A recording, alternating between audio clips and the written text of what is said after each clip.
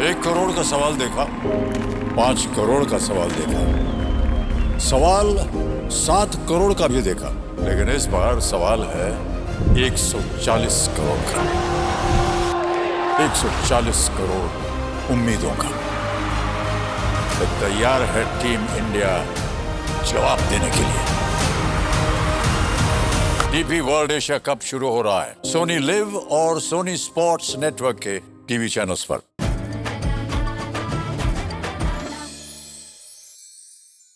नवरात्र विशेष हिरव्या वाटणाची साबुदाणा खिचडी करण्यासाठी लागणारे साहित्य: 1 कप साबुदाणा, पाणी, 3 ते 4 हिरव्या मिरच्या, बारीक चिरलेली कोथिंबीर, 2 ते 3 चमचे साजूक तूप, अर्धा चमचा जिरं, अर्धा कप शेंगदाण्याचा कूट, चवीनुसार मीठ, साखर.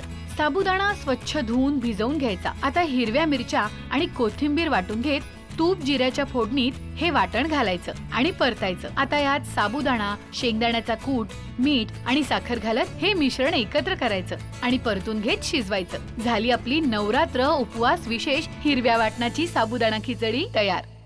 पण त्याआधी टिप्स की साबुदाणा एकूण एक त्याचा ग्रेन असतो किंवा मोती असतो, तो असा मस्त फुलला पाहिजे. आणि सुट्टी सुट्टी खिचडी कशी बनवायची, त्यासाठी साबुदाणा कसा भिजवायचा ते बघूयात. तर सगळ्यात आधी इथे 1 कप साबुदाणा घ्यायचा बाउलमध्ये. यामध्ये भरपूर पाणी घालायचं. शक्यतो चाळणी वगैरे घ्यायची, म्हणजे त्याचा स्टार्च चांगला रिलीज होतो. त्यातला स्टार्च काढून घेतला की खिचडीत चिकट व्हायचे चान्सेस बरेच कमी होतात. आता हे 3 ते 4 वेळा स्वच्छ पाण्याखाली धुवून घ्यायचं साबुदाणा. साबुदाणा व्यवस्थित स्वच्छ धुवून झाला की यामध्ये पाणी घालायचं. साबुदाणा डीप होईल इतपत पाणी घालायचं आणि एक अर्धा तास तरी आपण हे भिजवून घेणार आहोत. बाजूला ठेवायचं अर्धा तास. आता इथे साबुदाणा मी बरोबर अर्धा तास भिजवून घेतला आणि तुम्ही बघू शकाल छान असा फुगलाय, फुलून आलेला आहे साबुदाणा. आता यामधलं पाणी पूर्ण ड्रेन करून घ्यायचं, काढून घ्यायचं. एखाद दुसरं चमचा राहिला काही हरकत नाही. झाकण ठेवायचं आणि रात्रभर किंवा कमीत कमी एक 4 ते 5 तास तरी हे झाकून हा साबुदाणा भिजवून घ्यायचा.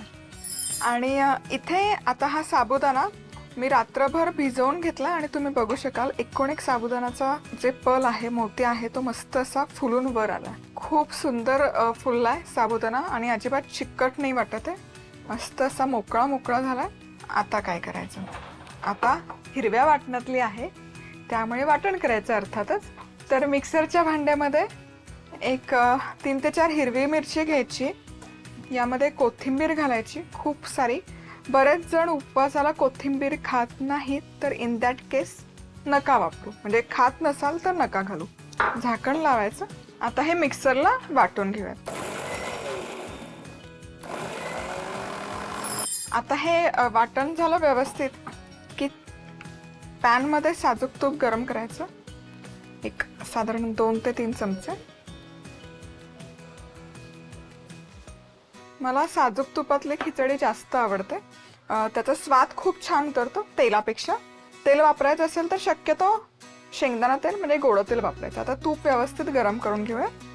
आता तूप बऱ्यापैकी गरम झालं की जिरं घालायचं. जिरं मस्तपैकी फुललं पाहिजे. येस, जिऱ्याचा खमंग स्वाद त्या पदार्थामध्ये उतरतो, त्यामुळे जिरं मोहरीची फोडणी कायम खमंग बसली पाहिजे. आता हवं तर तुम्ही उकडलेला बटाटा किंवा कच्चा बटाटा पण यामध्ये घालू शकता. एक फक्त 2 मिनिट आपण हे परतून घेतो.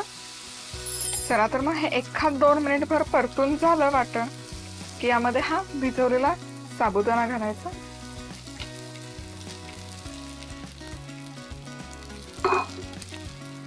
शेंगदाण्याचा कूट 1 पाव कप, मीठ घालायचं चवीपुरतं आणि साखर. साखर ऑप्शनल आहे, तर हे मिक्स करून घ्या.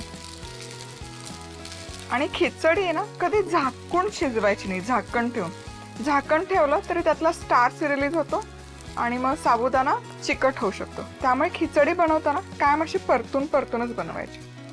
आता ही मस्त अशी मिक्स करत राहायची, परतत राहायची एक 4 ते 5 मिनिट तरी. मस्त जवळपास एक 7 ते 8 मिनिट मी परतून घेतली आहे. आणि जेवढी आपण परतून घेतो ना तेवढं हे साबुदाणा हलका होतो. तुम्ही बघू शकाल असा त्याला एक ट्रान्सल्युसंट टेक्स्चर किंवा कलर येतो. म्हणून हे अशी परतून घेणं फार गरजेचं आहे खिचडी.